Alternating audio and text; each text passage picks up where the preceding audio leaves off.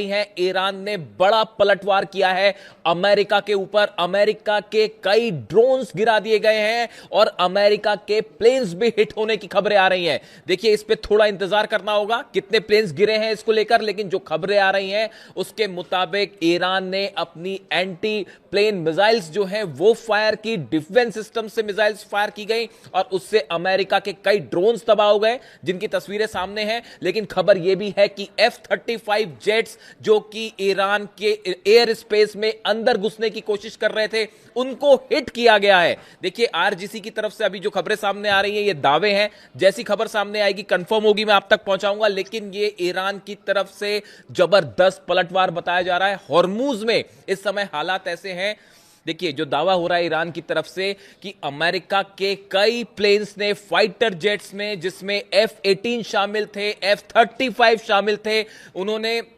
Take off किया Abraham Lincoln से, aircraft carrier से, और वो ईरान के एयर स्पेस के अंदर घुसने की कोशिश कर रहे थे। इसी दौरान ईरान की तरफ से जबरदस्त मिसाइल्स हमले किए गए, पलटवार किया गया, जिसके चलते कई ड्रोन्स गिरे हैं, प्लेन्स भी हिट होने की खबरें हैं और बाकी के जो काफिला लेके घुस रहा था अमेरिका, वो वापस लौट पड़ा है, उसे पीछे हटना पड़ा है। इतनी ही खबर नहीं है, खबर यह भी है कई एंटी शिप मिसाइल्स फायर की गई है, अबू मेहदी मिसाइल्स फायर की गई हैं और अमेरिका के कई जहाज जो कि फारस की खाड़ी के आसपास थे, उन्हें पीछे हटाना शुरू कर दिया है अमेरिका ने, क्योंकि ईरान की मिसाइल सीधा हिट कर सकती हैं अमेरिकन वॉरशिप्स को। जो इस वक्त की खबरें हैं, देखिए अमेरिका के प्लेन्स जो आ रहे थे वो वापस भागने को मजबूर हुए, इस तरह की खबरें हैं। इसके अलावा जो आज सुबह जो हमले हुए, उन हमलों को लेकर एक बड़ा अपडेट है। देखिए, आपने खबरें सब तरफ देखी होंगी, कई आइलैंड्स पर हमले हुए हैं। लारक, मैंने 5 आइलैंड्स आपको बताए थे, लारक पे हमले हुए हैं, खार्ग आइलैंड पर हमले हुए, केशम आइलैंड्स पर धमाके की खबरें हैं। लेकिन इसके साथ एक बड़ी खबर अब यह भी आ रही है कि ईरान के 2 न्यूक्लियर साइट्स के पास भी धमाके की खबरें हैं। अभी इसके बारे में और डिटेल आएगा, मैं आप तक पहुंचाऊंगा। खबर यह है ईरान के 2 न्यूक्लियर साइट्स पर धमाके की खबरें हैं, उन्हें निशाना बनाने की कोशिश की गई है और यह हमले इजराइल की तरफ से किए गए।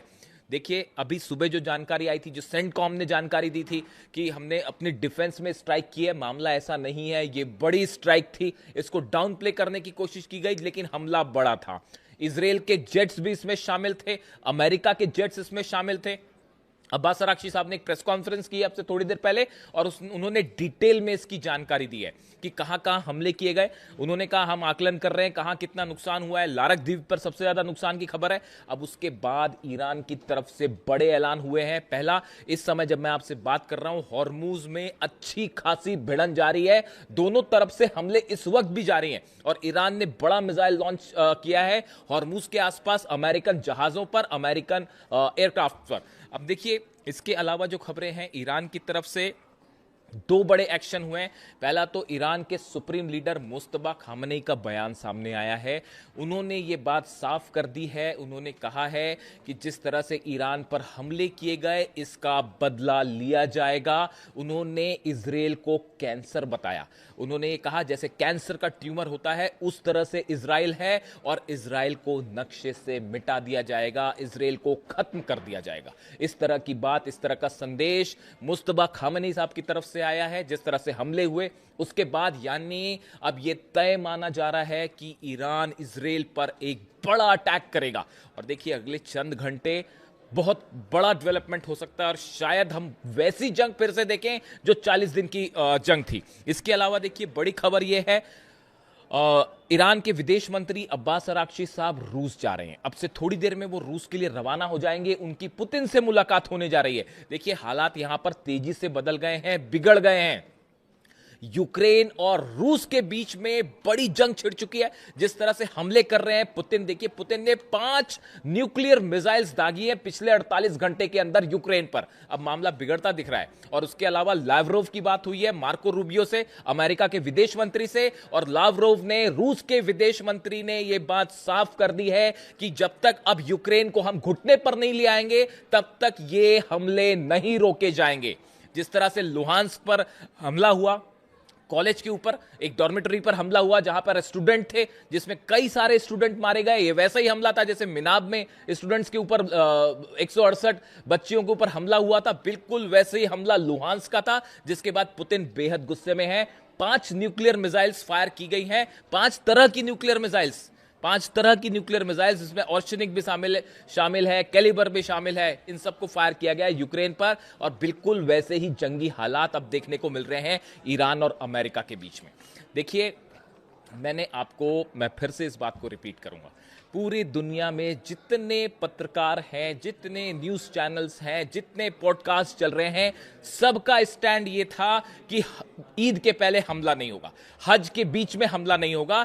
आप मेरा वीडियो उठा के देखिए, मैंने दावा किया था आपको कि हज के बीच में ही हमला होगा, ईद से पहले हमला होगा। और देखिए, ये खबर एक बार फिर सच साबित हुई। इसकी बड़ी वजह थी, देखिए, कई लोगों ने मुझसे पूछा, आज सुबह से कई फोन्स आ गए मेरे पास, और सब ये पूछ रहे हैं कि आपने ये दावा कैसे किया था कि ईद के पहले पहले हमला हो जाएगा, हज के बीच में हमला होगा। कई लोगों ने ये सवाल पूछे। आप इकलौते ऐसे पत्रकार हैं जिनका ये दावा था कि हज के बीच में हमला होगा, ईद के पहले आपने कैसे दावे किए? देखिए, इसकी 2-3 बड़ी वजह थी। सबसे बड़ी वजह, अगर आपने नोटिस की हो, जिस आनन फानन के साथ सऊदी में डिफेंस सिस्टम तैनात किए गए पिछले 48 घंटे में, वो बड़ा ही अस्वाभाविक था। इसी तरह के डिप्लॉयमेंट यूएई ने भी किए हैं। आप देखिए, सऊदी में मक्का मदीना के आसपास, काबा के आसपास जिस तरह से डिफेंस सिस्टम तैनात किए गए, ये यूजुअल प्रोसेस नहीं थी। आप इसको समझिए, डिफेंस, अगर आप इस बात पर नजर रखें तो ये साफ बात दिखाई दे रही थी कि सऊदी को इस बात का डर था कि ईरान अचानक हमला कर सकता है। अब सऊदी को इस बात का क्यों डर था? क्या सऊदी इस बात को जानता था? क्या मोहम्मद बिन सलमान इस बात को जानते थे कि अमेरिका और नेतन्याहू एक बार फिर स्ट्राइक करने जा रहे हैं 48 घंटे के अंदर? क्या यही वजह थी उस जल्दबाजी की जो डिफेंस सिस्टम तैनात किए गए, आनन फानन में इजराइल से सिस्टम मंगवाए गए? एक पॉइंट। दूसरा पॉइंट आप देखिए, अब्राहम लिंकन एयरक्राफ्ट कैरियर पर पिछले 48 घंटे के दौरान बड़े डेवलपमेंट्स हुए। F-35 जेट्स ने टेक ऑफ किया, F-18 जेट्स ने टेक ऑफ किया। अमेरिका की तरफ से जब भी कोई बड़ी एयर स्ट्राइक होती है, उसके ठीक पहले अमेरिका की एयरफोर्स एक मिनी एक्सरसाइज करती है, जो कि शुरू हो चुकी थी। दूसरी बड़ी वजह। तीसरी बड़ी वजह, इजराइल से कई रिफ्यूलिंग जेट्स ने टेक ऑफ किया बेन गुरियन एयरपोर्ट से। 4 से 5 रिफ्यूलिंग जेट्स ने टेक ऑफ किया जो हॉर्मुज के ऊपर गए। आप सोचिए, अगर रिफ्यूलिंग जेट्स टेक ऑफ करते हैं बेन गुरियन एयरपोर्ट से, वो हॉर्मुज के ऊपर क्यों गए? ऑब्वियस सी बात है कि हॉर्मुज के आसपास कोई हमला होने वाला है। वो वहां पर भाई घूमने तो गए नहीं होंगे, पिकनिक मनाने तो गए नहीं थे वहां पे। वो F-35 F-18 जेट्स जो कि इन्वॉल्व थे, इनकी रिफ्यूलिंग के लिए गए थे कि एयरमैन की रिफ्यूलिंग की जरूरत पड़ सकती है, या अब्राहम लिंकन पर जो एयरक्राफ्ट है अमेरिका के, उनको ऑयल सप्लाई करने के लिए मूवमेंट हुआ था। इसीलिए यह बात साफ थी कि पहले ही हमला करेगा। और चौथी बड़ी वजह, देखिए, अमेरिका जब भी अटैक करता है, उसकी खास बात यह होती है कि वो एकदम से अटैक करेगा। मतलब आप ये सोचेंगे, या तो ये कहा जाएगा अभी बातचीत हो रही है और उसके बीच में हमला हो जाएगा। इसीलिए शायद ये सोचा अमेरिका ने कि सब ये मान के चल रहे हैं कि भाई अभी हज चल रहा है, ईद होने वाली है, इसलिए हमला नहीं होगा। सरप्राइज करने की कोशिश की गई ईरान को और बीच में हमला कर दिया गया। ये वैसा ही था जैसे अली खामेनी साहब पर हमला हुआ। इसीलिए आपको कहते हैं कि जो पुराने ट्रेंड्स हैं उससे सीखना पड़ेगा, आपको समझना पड़ेगा। पिछली बार जब हमला हुआ था और जिस तरह से हमले हुए अली खामेनी साहब में, रमजान के बीच पे हमला किया गया। इसीलिए इस बार देखिए हज के बीच में हमला किया गया। इस ट्रेंड को समझिए आप। इसीलिए मैंने दावा किया था कि ये हमले हज के बीच में हो जाएंगे और फिर से एक बार जंग हो सकती है। और अब वही हालात सामने खड़े हुए हैं।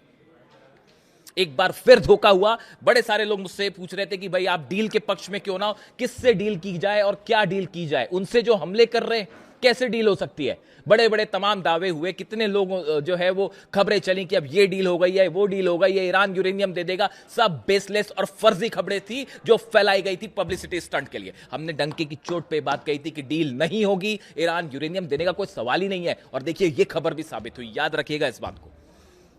जितने दावे हमारे हो रहे हैं बड़ी रिस्पॉन्सिबिलिटी के साथ मैंने दावे किए और सब के सब सच साबित हो रहे हैं। आप उठा के देख लीजिए, क्या किसी और शख्स ने यह बात कही थी कि हज के दौरान हमला होगा या ईद के पहले हमला होगा? सिर्फ हमने कहा और यह खबर साबित हुई सच। और आप और देखिए, ईरान की तरफ से बहुत बड़े पलटवार की तैयारी कर ली गई है। और जो मुस्तबा खामनेई साहब का जो संदेश आया है, हम इजराइल को मिटा देंगे, ये एक संदेश है इस बात का, ये इशारा है इस बात का कि इजराइल के ऊपर बहुत बड़ा हमला होने जा रहा है। देखिए ये हमले क्यों हुए, इसकी कई वजह भी सामने है। सबसे बड़ी वजह है तो ईरान जो है अपेरेंटली कि भाई ईरान अपना यूरेनियम देने को तैयार नहीं है। ये बात साफ बता दी गई है अमेरिका को। जितने 5 देश अरब देशों के निगोशिएट करना चाह रहे थे, पाकिस्तान के नेता वहां पे थे, आर्मी जनरल वहां पे थे, इन सबको साफ साफ बता दिया गया था ईरान अपना यूरेनियम नहीं देगा, हम न्यूक्लियर मुद्दे पर कोई बात नहीं करेंगे। तमाम दावे हो रहे थे यूरेनियम यहां चला जाएगा, यूरेनियम वहां चला जाएगा, सब फर्जी खबरें थी, फैलाई गई थी।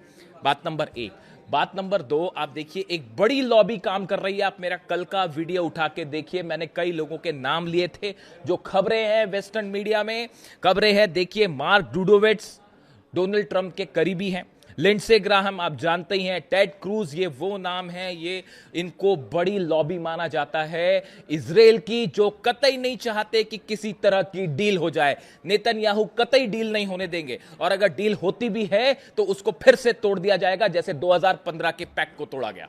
इसीलिए ईरान विश्वास करने को तैयार नहीं है, इसीलिए मुस्तफा खामेनी कह रहे हैं कि हम विश्वास नहीं करेंगे। और अब हालात ये है, देखिए बड़ी इस समय ईरान खास तौर पर हॉर्मुज में, चूंकि हमले आइलैंड्स पर हुए इसलिए अभी पूरा फोकस जो है हॉर्मुज में, और हॉर्मुज में इसको जंग कहते हैं, सीधी सीधी जंग छिड़ी हुई है। लेकिन अगले चंद घंटों में ईरान की तरफ से बड़ा मिसाइल अटैक हो सकता है।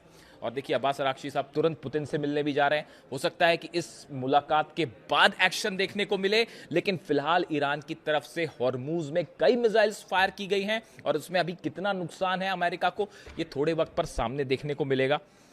लेकिन अभी हालात ये है कि ये बात साफ हो चुकी है कि कोई डील जैसी संभावना नहीं है, पूरी तरह से खारिज है। अब्बास अरागची साहब की प्रेस कॉन्फ्रेंस थी अब से थोड़ी देर पहले, और जो बातें उन्होंने कही, उन्होंने कहा कि हमारे को बिल्कुल बदला लेने का पूरा अधिकार है। उन्होंने कहा इंटरनेशनल लॉ, यूनाइटेड नेशंस के चार्टर को अमेरिका ने तार तार कर दिया है। हम एक बार फिर बात कर रहे थे, इजराइल की तरफ से बीच में ये हमले हुए हैं, तेहरान पर भी हमले हुए हैं, तेहरान के आसपास भी धमाके हुए हैं, 2 न्यूक्लियर साइट्स पर धमाके की खबरें हैं। इसका बदला लेने का हमको पूरा अधिकार है। और अब देखना यह है अगले चंद घंटे में ईरान की तरफ से क्या रिप्लाई देखने को मिलता है। जो भी अपडेट होगा मैं फौरन आप तक लाने की कोशिश करूंगा। कमेंट करके बताइए इस वीडियो को लेकर आपकी क्या राय है। Thank you so much.